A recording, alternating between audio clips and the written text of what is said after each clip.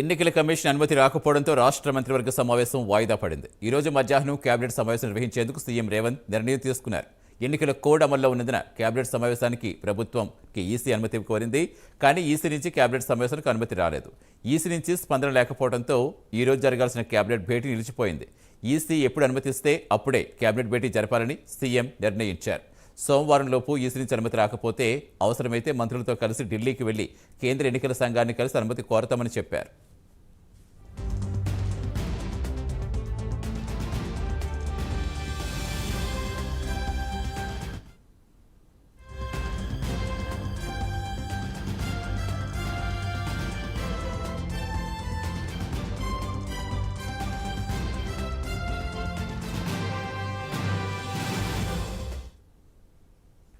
రైతు రుణమాఫీ, ధాన్యం కొనుగోలు, ఖరీఫ్ పంటల ప్రణాళిక, రైతులకు సంబంధించిన పలు కీలక విషయాలపై కేబినెట్ భేటీలు చర్చించాలని అజెండా సిద్ధం చేసుకున్నారు. కానీ ఈసీ నుంచి రెస్పాన్స్ లేకపోవడంతో రైతుల సంక్షేమం, అత్యవసరమైన అంశాలపై చర్చించలేకపోయామని సీఎం తెలిపారు. జూన్ 2న తెలంగాణ రాష్ట్ర ఆవిర్భావ దినోత్సవం. అందుకు సంబంధించిన వేడుకల నిర్వహణతో పాటుగా పునర్విభజనకు 10 ఏళ్లు పూర్తి కావడంతో ఇప్పటి వరకు 2 రాష్ట్రాల మధ్య పెండింగ్లో ఉన్న అంశాలు, పునర్విభజన చట్టంలో పెండింగ్లో ఉన్న కీలక అంశాలు కేబినెట్ భేటీలో చర్చించాలని సీఎం నిర్ణయించారు. కేబినెట్ భేటీ వాయిదా పడడంతో ఇవేమీ చర్చ జరగలేదు.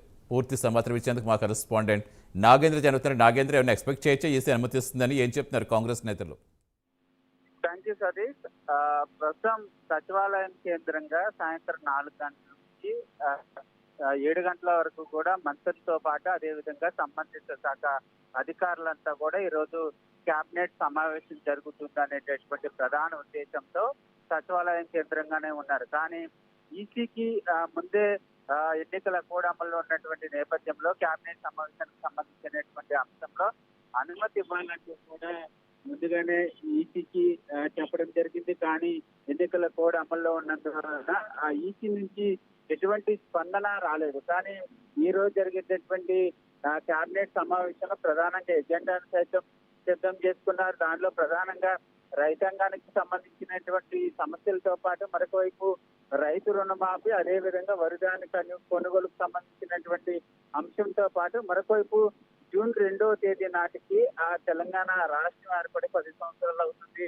పునర్విభజన చట్టంలో భాగంగా ప్రధానంగా 2 స్టేట్ల మధ్య ఏపీ అటు తెలంగాణ 2 రాష్ట్రాలకు సంబంధించినటువంటి అంశంలో పెండింగ్ లో ఉన్నటువంటి అంశాలతో పాటు వివిధ కీలకమైనటువంటి అంశాలను ఈ కేబినెట్ సమావేశంలో చర్చించాలనేటటువంటి నిర్ణయానికి రావడం జరిగింది. దానిలో భాగంగానే సాయంత్రం రాత్రి 7 గంటల వరకు కూడా మంత్రులంతా కూడా సచివాలయంలో వేచి చూశారు. ఈసీ నుంచి అనుమతి వస్తుందా అనేటటువంటి ఉద్దేశంతో. కానీ ఈసీ నుంచి ఎటువంటి స్పందన రాకపోవడంతో మరొకసారి కేబినెట్